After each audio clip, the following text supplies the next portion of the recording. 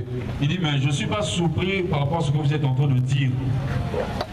Et donc on lui donne la parole, parce qu'il a confirmé, oui, Adam et Ève étaient des Noirs, Jésus-Christ est africain, et Dieu est noir. Donc je ne vais pas trop parler, donc je lui donne la parole. Laisse-moi parler. Hello. Hello. My name is Seth. Okay. Yeah. I'm a Ghanaian and an African. I was just here and I saw my brother and I called him and I asked him the whole doctrine about this place and things that are going on here. In fact, there are a lot of things that you people are doing here that we don't understand.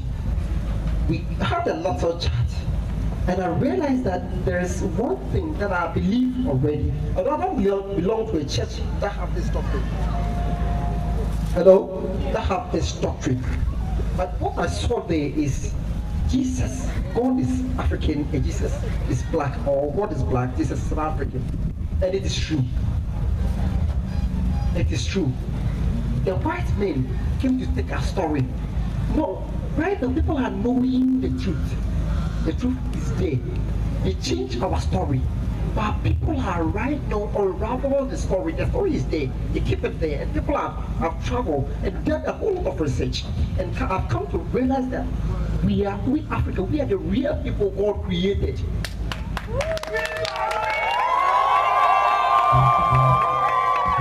Hello, we are the real people. I strongly believe that God is an African, Jesus is black. We are the Adam is black. Eve is black. Yes, Eve is also black. That is what I believe in. They changed our story because they saw that we African, we are strong, supreme human beings. There are products that is specially written that this is for black skin and cannot be used for white man because the color of a black skin is supreme. It is far different quality than that of a white man. Look at John the Baptist. The Bible says a true Nazarite have to carry rasta.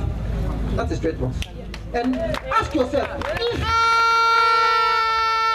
if white man can create the hair, can do everything. Take away comb. Who brought the comb? It's the white man that brought comb. Brought scissors. If you take away your hair will go rasta, pure rasta. And a true Nazarite has to carry dreadlocks. A true Nazarite. So I respect Rasta man. And according to John the Baptist, who was carrying dreadlocks, Samson was carrying dreadlocks. They are all true Nazarenes. Where Jesus Christ came from. Nazarene or Nazareth, where Jesus Christ came from. So, if John the Baptist says he came to prepare the way for Jesus, people thought he was Jesus. So if John the Baptist came to prepare the way for Jesus Christ, then how can a black man who was carrying the dreadlocks prepare the way for a white man? Impossible.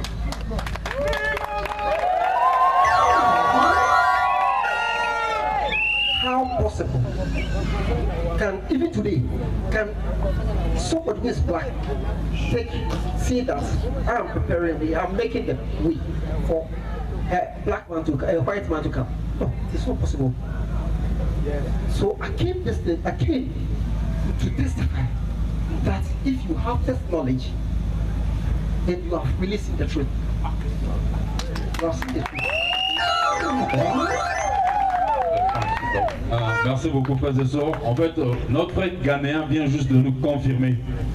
Il dit, j'ai écouté les gens et je viens confirmer que ce que vous dites est vrai. Même si je ne fais pas partie de cette doctrine.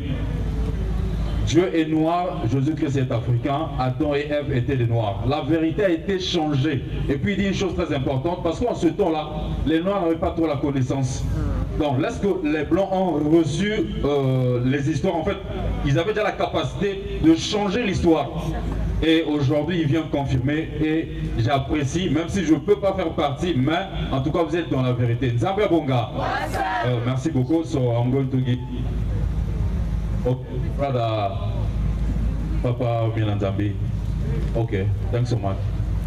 We are going to thank applaud for our brother. So let us stand up. Ok, il a aussi apporté une précision. Jean-Baptiste, en ce temps-là, il sait que c'était un noir. Mais comment se fait-il que Jean-Baptiste, qui est noir, annonce la venue d'un blanc? Donc le Jésus, qu'est-ce que nous voyons aujourd'hui? Zambia Bonga.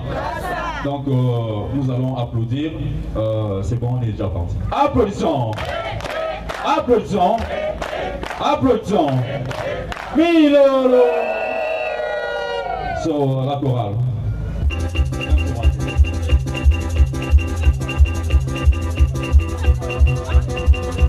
Pardon. Just to tell you, the one in charge of our association here in Accra is Brother Sylvanus Acho. We don't ask you to join us, no. But I think that what you didn't come from your own will. It's God who sent you to come and testify. That's why I don't ask you to join us, but I'm showing you and introducing our representative here in Accra. And he lives in Alacho private school, Acho private school. So thank you very much. You are so glad, so pleased. I don't speak English, I'm just trying to speak English. So thank you very much.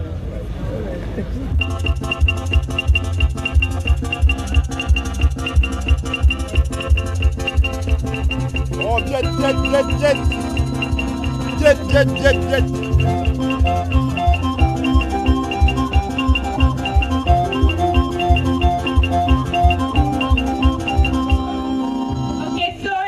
Running all the time.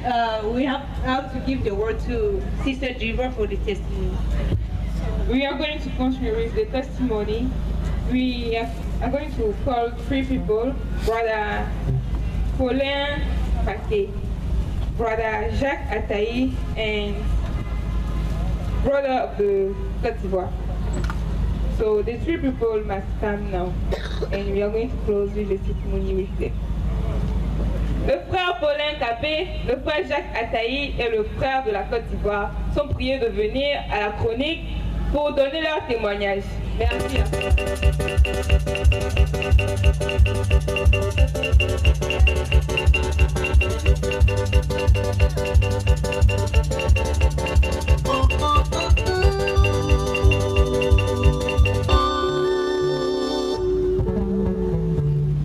Odo Mauko, Odo Papa Emile Po, Odo Tara Emile Po, Milolo. C'est votre frère Paulin Paquet, membre de l'OPH. Je suis béninois, je suis à la session Nouvelle-Jérusalem de Togo. J'ai connu l'association quand j'étais en difficulté. Je n'ai plus de sauveur. J'étais quelque part avant que les choses ne m'arrivent. Et c'est maman Elisabeth qui m'avait amené dans l'association. J'étais avec des gens qui ont des forces mystiques. Maman m'avait donné un talisman. Si je sors, je vais quelque part et vous tirez sur moi, je ne peux pas prendre, ça ne peut pas marcher. Mais si je fais accident, on est nombreux dedans, moi je vais sortir. Et pourtant, celui qui m'avait donné ce talisman m'avait dit un jour que moi, mon problème, là où ils m'ont amené, que personne ne peut plus me sauver. Il est le seul qui peut me le dire. Même si ça me fait mal de garder ça comme ça. Ouais. Quand il me l'a dit, ça m'avait touché. Je vois des cas que lui, il sauve. Je vois les cas impossibles qu'on règle ensemble. Parce que je travaille avec lui. Depuis ce jour, je me suis retiré.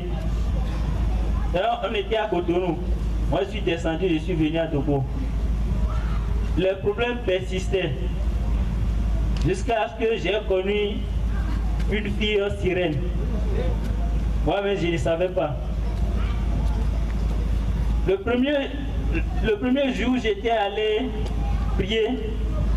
Quand j'étais du retour à la maison, parce que maman Elisabeth et moi, on a loué dans la même maison. On est des voisins. Quand j'étais revenu, la fille, elle est venue.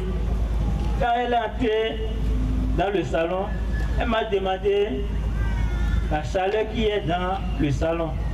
Moi, je lui ai dit que je ne sens rien. Elle m'a demandé là où j'étais allé aujourd'hui. Je lui ai dit que j'étais allé prier avec les lusophiers. Elle m'a demandé si j'étais chez Papa Emile. J'ai dit oui. Elle m'a dit qu'à partir de ce jour, à partir de cet instant-là, de ne plus parler, de ne plus aller là-bas, de ne plus parler de Papa Emile. Mais moi, je lui ai demandé pourquoi. Toi, tu vas à l'église, je ne te dis rien.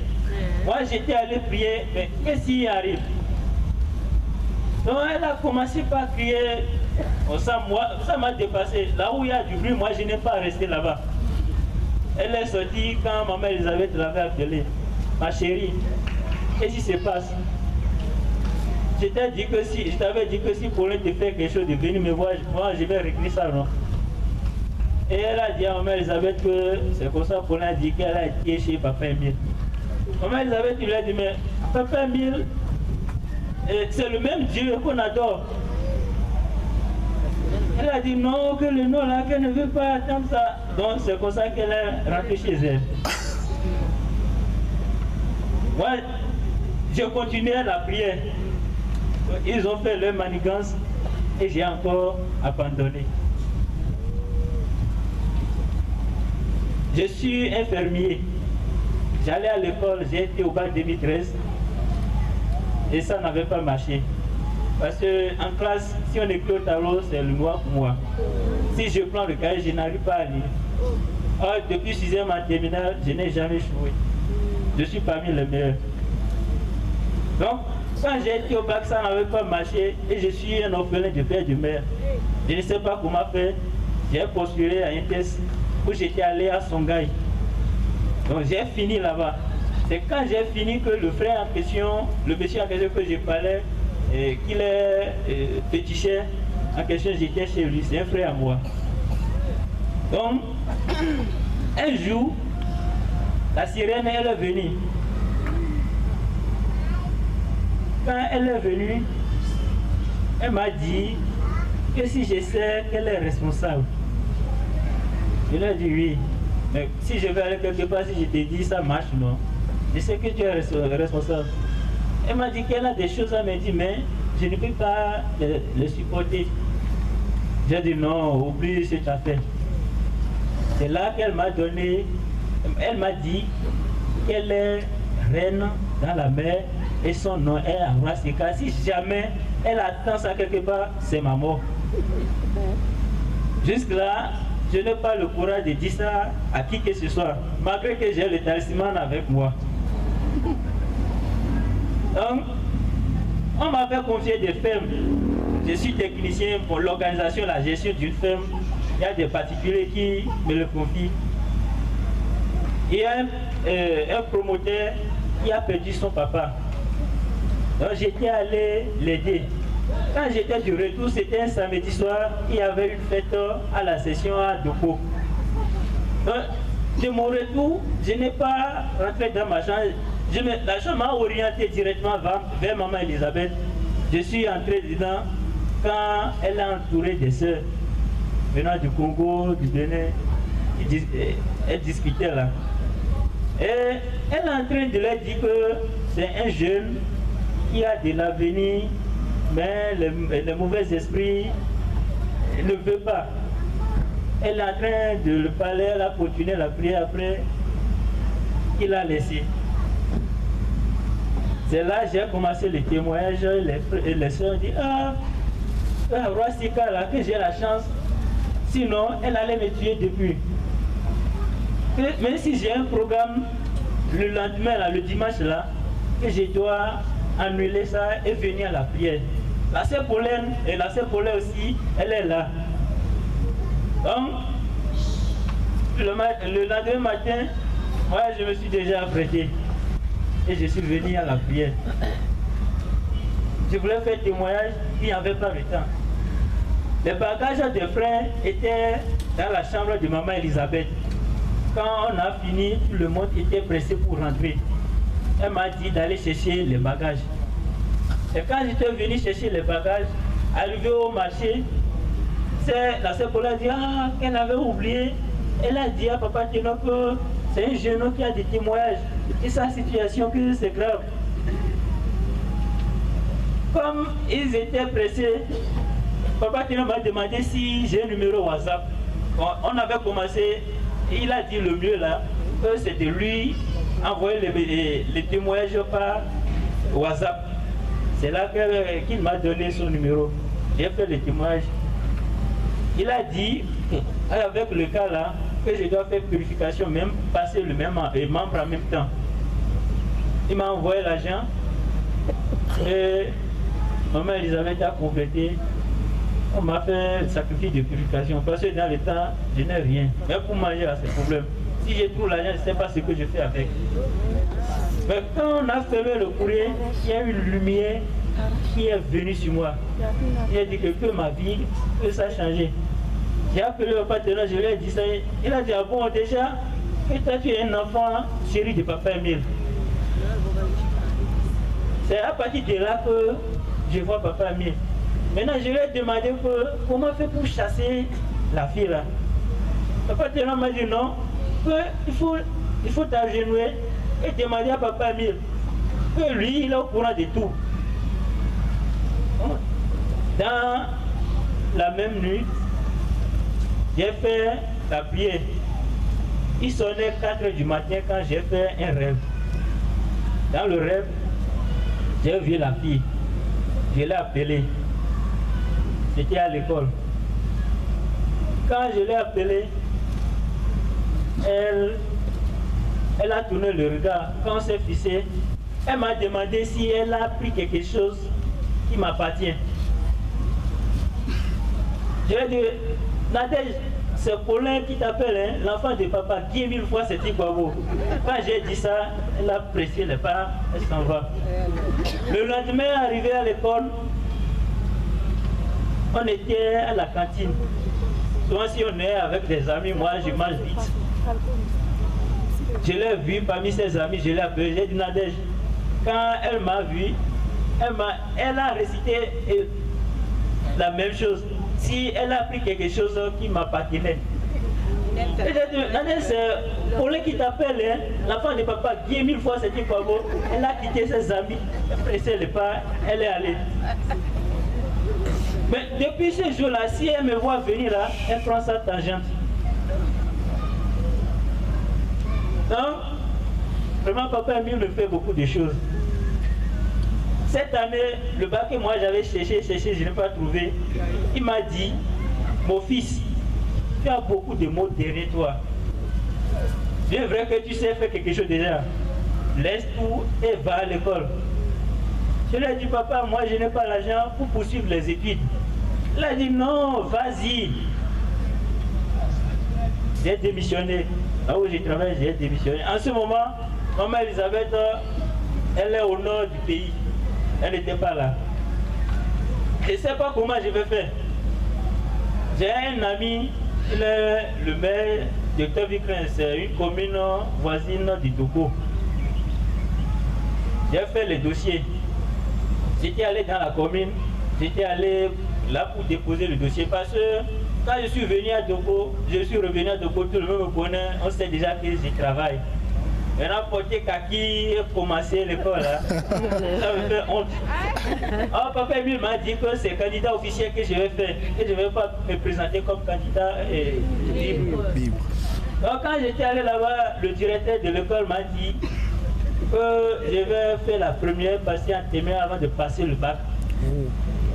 La chose est entrée en moi et je l'ai grondé. Je lui ai dit de m'envoyer mon dossier. Donc je suis revenu à Togo, le plus grand collège de Togo. Quand j'étais allé là-bas, ils ont pris le dossier. Le directeur a pris le dossier, il m'a dit d'aller payer la contribution et continuer le cours. Donc quand j'ai vu le maire de la commune en question, il m'a dit, mais mon fils, il y a longtemps qu'on s'est vu encore. mais je lui ai dit que j'étais venu vous affronter et autres. Et